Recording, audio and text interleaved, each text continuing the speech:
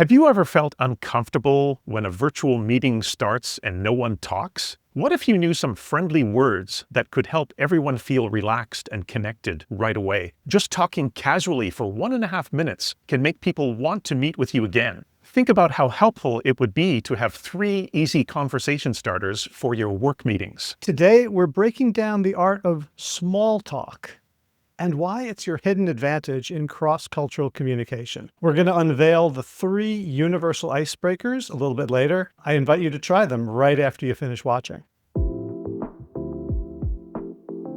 Welcome to the Fluent Edge podcast. I'm Dr. Howie Jacobson, high-performance leadership coach.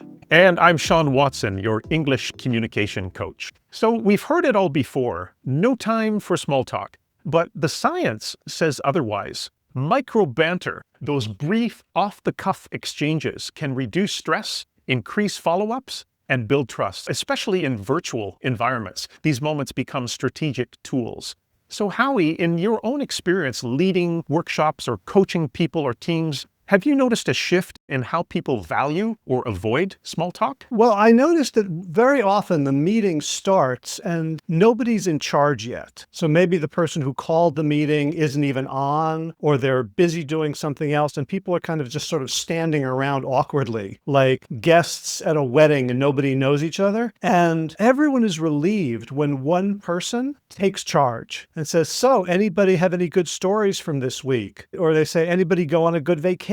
or something to get people talking, and the whole energy shifts. It's a way to step into leadership, even if you're not the leader, to make everyone else feel comfortable. And do you think it's changed your own approach in how you open sessions with people or build rapport? It definitely has, because I've seen the power. And I'm a person who likes to sort of hold back a little bit and wait until it feels safe and not jump in. But as I've been leading groups, and I see that everyone has deferred to me as the leader, they don't necessarily want to jump in, it absolutely sets a tone. If I'll even just comment on something in someone's background, or very often people have a real background and not a virtual one, you see books. And I'll say, "Tell me the last book on that shelf that you read, or your favorite book." Then other people get interested, and it becomes a coffee table piece that we can all connect around. And it becomes a place where we can put things we value, things we care about. So for me, it's reading and ideas and conversations. And this physical object in the background on their set becomes the focal point that makes it easy for us all to talk about what we care about.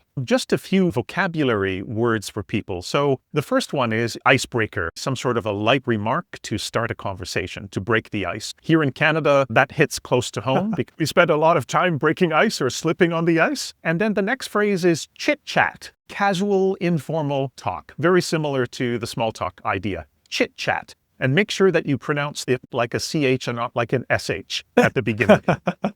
Extremely important, especially for Spanish speakers. Or French speakers who have cats. That's right, exactly. Another phrase we sometimes talk about is psychological safety. So we want to make sure that we have an environment where people feel safe speaking up. The next one is to touch base. Originally from baseball, a lot of our idioms in North American English come from sports. If I completely missed the point, I'm way out in right field. You're way out in right field. Exactly. In North American English, we have a lot of idioms coming from baseball, basketball, even hockey. And then the next term is the noun follow-up. So continued communication after a first meeting. You can also take away the dash in the middle and turn it into a phrasal verb. I want to follow up from our last meeting. So very often with phrasal verbs, you can put a dash between them and turn them into nouns. I never thought of that. Is there another example you can give of that? Like hookup. We're having like a company hookup this weekend. Cool. The next word is rapport. In English, we have a lot of words with silent letters, and this is often because of the French influence. So go back and watch the podcast about why English pronunciation is so difficult. So instead of rapport, it's spelled R-A-P-P-O-R-T. It looks like rapport,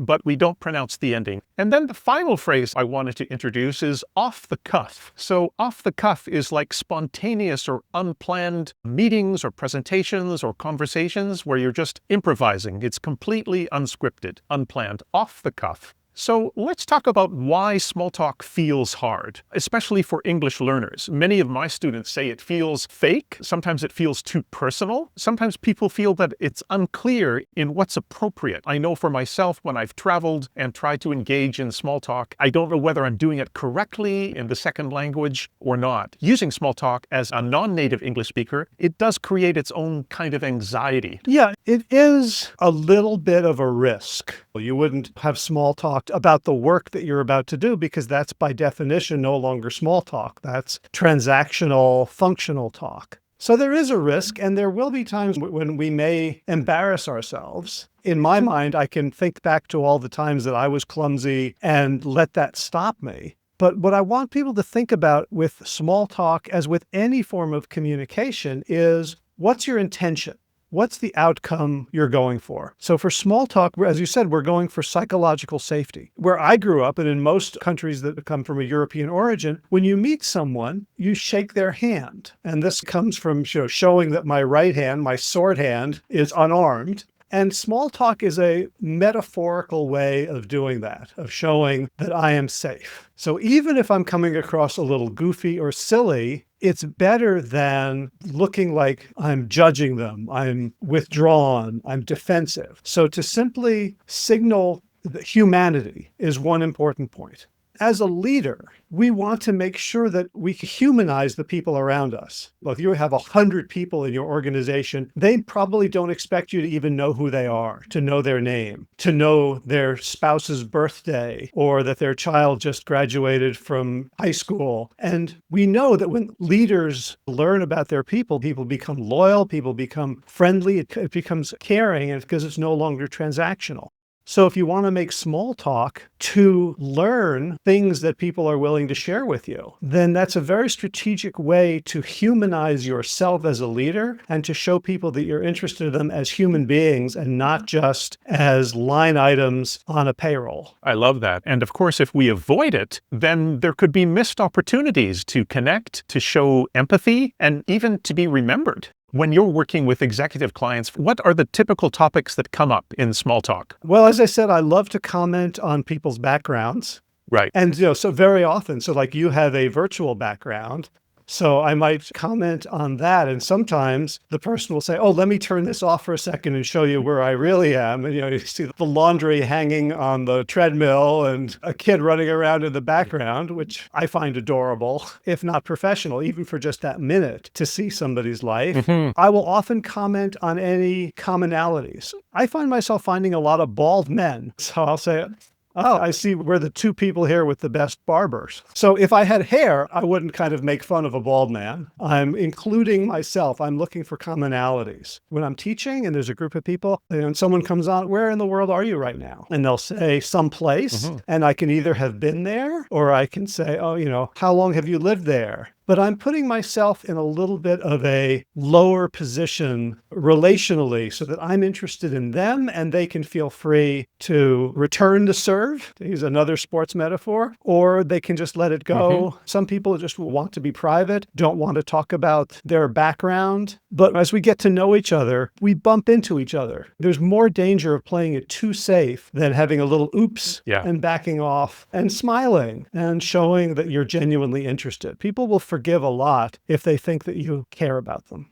Right. And I think that just having that natural sense of curiosity in a very authentic way, just to ask people about their lives or where they are, those are great ways to drum up more conversation. I just got off a Zoom call with a client in China, and we were talking about famous Canadian brands. And he didn't realize that Tim Hortons, which is a big Canadian coffee chain, has more than 700 outlets in China. Oh. And so suddenly he says, wow, there's a Canadian brand here that I can check out. He knew Starbucks, but he didn't know about Tim's or Tim Hortons. So that was just kind of a cool way for us to talk about coffee culture between China and Canada. Thinking of small talk as a micro investment, it's not a waste of time. It's that handshake before the collaboration, before building trust. It does boost the mood to have micro interactions. Generally, the guidelines say that 90 seconds is kind of the right amount to really jump into a warm-up or small talk. So let's jump into the 3 universal icebreakers. For the first one, this is when we talk about something in a shared environment. It's usually focusing on something physically present in the immediate surroundings. things. So you mentioned like the background and what it would look like if I didn't have this virtual background. I could use another example of something like, wow,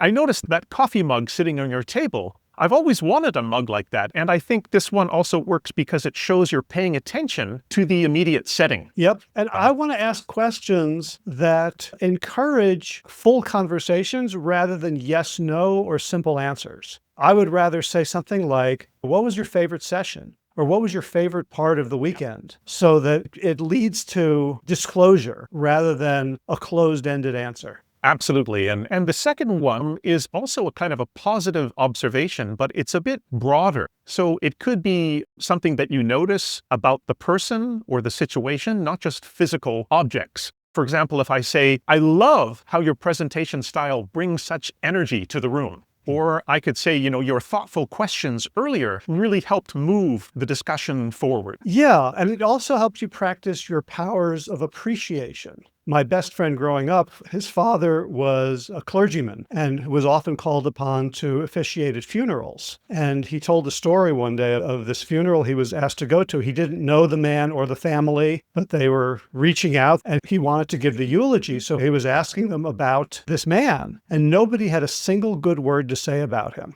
Oh. He was mean, he was nasty, he was selfish, he ignored his family, he spent every free minute at the racetrack. My friend's father said he got up and he said, so-and-so was a great lover of animals.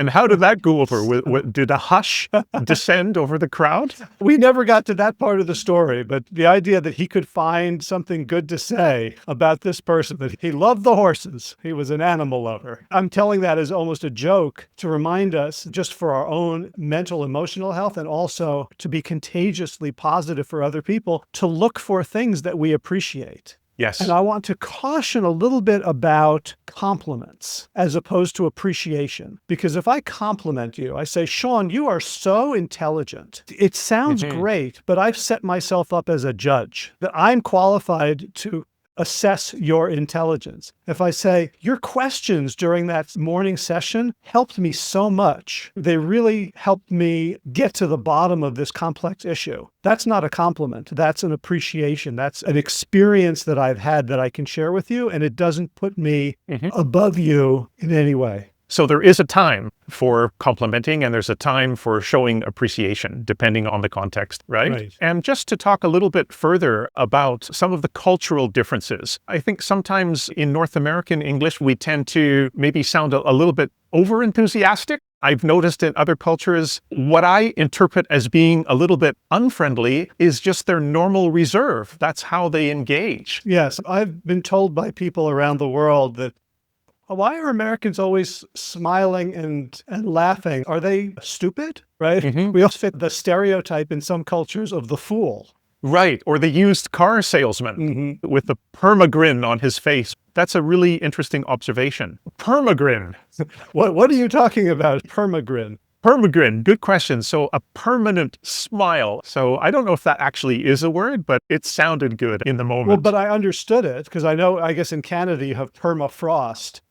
So we have a lot of permafrost. So you could apply perma to lots of things in a sort of whimsical, comical way. Yes. Right? You could say, oh, we could. She's got a perma-frown. Absolutely. Or she's got a perm when people have their hair made curly or wavy. Wow, what a lovely perm you have. And I know, for example, in Japan or Korea, it's better to start small talk with observational comments. I mean, if you said something like, wow, the cherry blossoms are particularly beautiful this season. Or you could say something like, I see you have prepared such detailed presentation materials. They look very professional. Have you been working in this industry for a long time? So it's a little bit less, hi, my name's Sean. I really want to meet you.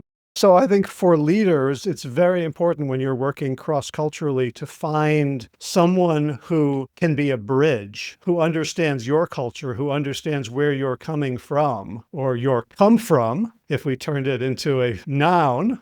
Ooh, wow. Right. Yeah, your come from. I actually have heard coaches say that, like, what's his come from? That's a new one for me. Meaning, your orientation towards an issue or a situation. Right. But to find someone who can be a guide and can give you honest feedback about how you're being perceived. Because another thing we lose track of in other cultures is we don't know how to read people's body language, facial expressions. I remember giving a talk in Germany. After an hour, I was panicking.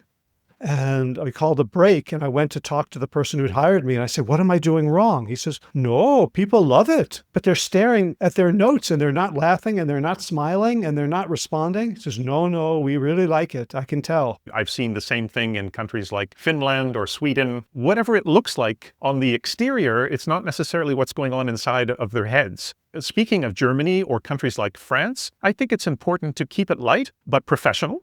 Generally, you should avoid overly personal questions early on. So you could say something like, I noticed you have extensive experience in international markets. Perhaps we could discuss industry trends over coffee. It's friendly. It's still kind of keeping that professional edge to it, right? Yes. I just also wanted to introduce a few idioms and expressions connected with small talk and speaking. So the first one is to shoot the breeze, to have a casual, relaxed conversation about maybe unimportant things. Another one would be to strike up a conversation, to begin talking to someone, to strike up a conversation. And then the final one, to put someone at ease, to help someone feel comfortable, to feel less nervous. In a previous episode, I introduced collocations. So you could say in English a difficult silence or an uncomfortable silence, but the most common one is awkward silence. Another one would be friendly opener. So just to create something at the beginning that sounds inviting and warm and conversational, a friendly opener. And earlier we talked about the word rapport. So we can also talk about rapport builder, something that builds rapport or connection between people. Collocations are just the most natural way in English to put words together. Well, this is an awkward silence, Sean. Should we do some more rapport building?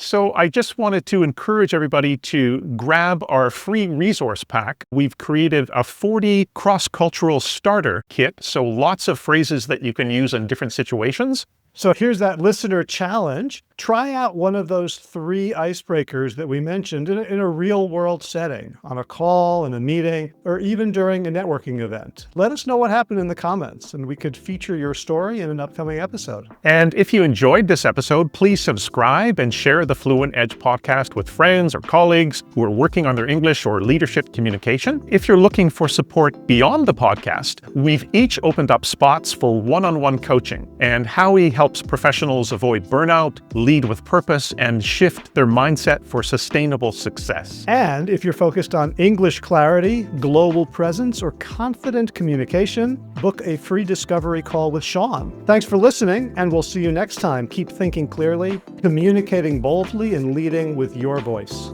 Stay sharp, stay human, stay fluent.